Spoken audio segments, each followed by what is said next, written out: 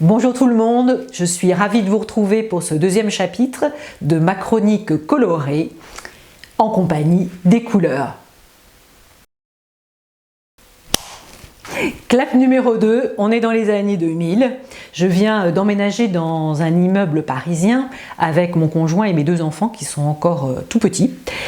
Vous savez, ce sont ces immeubles haussmanniens, alors qui sont bourrés de charme, mais on n'est pas tout seul dans ces immeubles, il y a beaucoup de mémoire et il y avait aussi, à ce moment-là en tout cas, beaucoup de personnes âgées avec beaucoup d'objets stagnants, je dirais, dans leur environnement, des personnes qui adorent accumuler tout un tas de choses, tout un tas de meubles.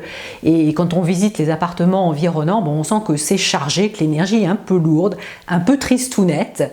Il y a beaucoup d'énergie stagnante et je ressens vraiment le besoin de mettre de la joie, de la lumière, de la vie, de la jeunesse dans cet appartement qui manque un peu de lumière en étant au rez-de-chaussée. Donc, je vais me procurer une table orange tangerine. Voilà, comme vous l'avez compris, je vais d'abord vous parler de la salle à manger. Alors la salle à manger, pour moi, c'était vraiment le lieu où je voulais réunir toute la famille et qu'on puisse prendre des repas en échangeant, prenant des nouvelles les uns des autres, que ce soit un moment de réunion, hein, voilà, de tout le monde. Dans ma famille, quand j'étais gamine, j'en ai soupé de Roger Giquel. Mes parents, comme bon nombre de personnes à l'époque, étaient téléphages, donc on passait tous les dîners, tous les repas devant le fameux journal de 20 h et c'était pas tellement conseillé de parler, hein. Il fallait mieux se taire pour surtout ne rien rater des infos. Voilà, donc j'avais vraiment envie de changer ça et mettre des discussions, qu'on puisse parler. Et vous allez voir, j'ai trouvé le bon truc. Il n'y a pas d'erreur, le orange tangerine, ça rend bavard. Alors je me suis procuré cette table, je l'ai rencontrée, je dirais, dans un coin de salon. Je travaillais dans la déco, j'ai travaillé très longtemps dans la décoration et je faisais donc 2 fois par an le salon maison et objets.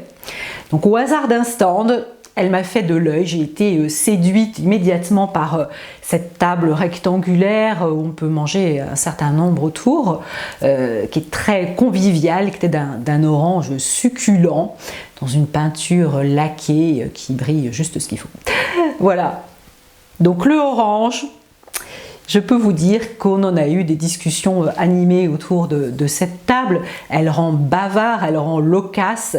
C'est vraiment une couleur, quand elle est très intense, hein, qui emmène dans le domaine émotionnel.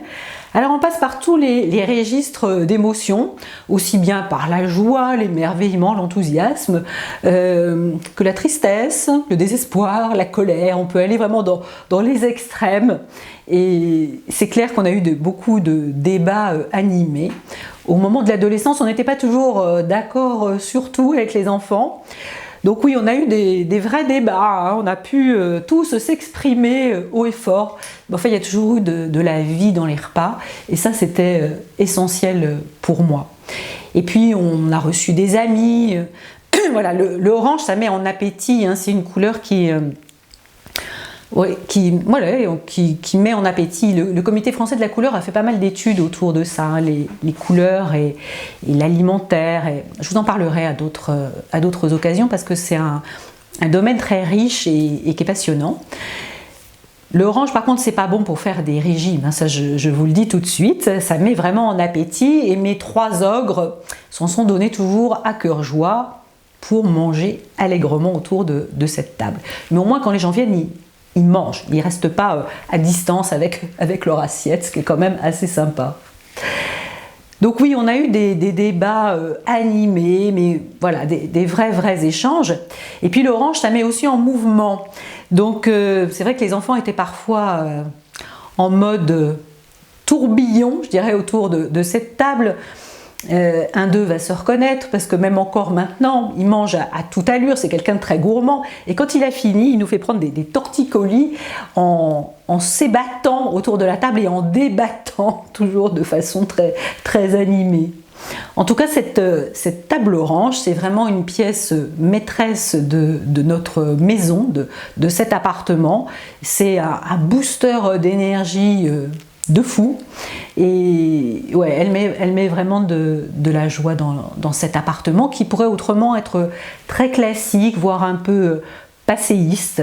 Et ça, c'est pas mon truc. Donc j'avais vraiment envie d'insuffler de la créativité et mélanger les énergies justement entre le passé et le moderne, hein, pour vivre dans l'instant présent.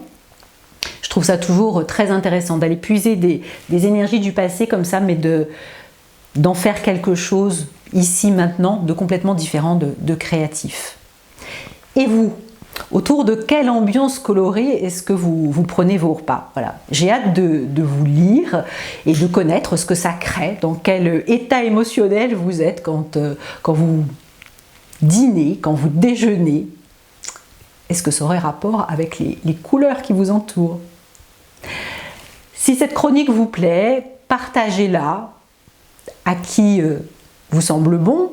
C'est sympa pour moi, mais c'est aussi sympa pour ceux qui la reçoivent et qui pourraient s'en servir, pour tous les amoureux des couleurs, mais pas que, ceux aussi qui ignorent le pouvoir des couleurs qui est très très grand.